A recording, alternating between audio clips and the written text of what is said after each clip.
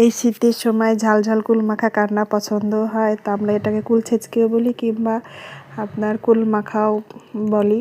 তো চলুন দেখা যাক। তো আসসালামু আলাইকুম, কেমন আছেন সবাই?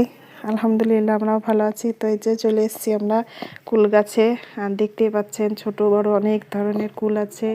ওই দূরে অনেক কুল আছে, ওগুলা তো পারা যাবে না, দেখছিলাম আর কি করা যাবে। যেগুলা পারলাম গাছ থেকে, এই যে এগুলা পেড়ে ধুয়ে নিয়েছি এবং বাটাতে ধনেপাতা, মরিচ, লঙ্কা, লবণ বেটে নিয়ে এই যে বাটা এখন মেশাবো কুলের মধ্যে একসঙ্গে ভালো করে ঘাটাঘাটি করে মাখাবো। মাখিয়ে উফ কি লাগবে, জিভে জল আসছে, তাই না? হ্যাঁ, তো আমরা এভাবে খাই।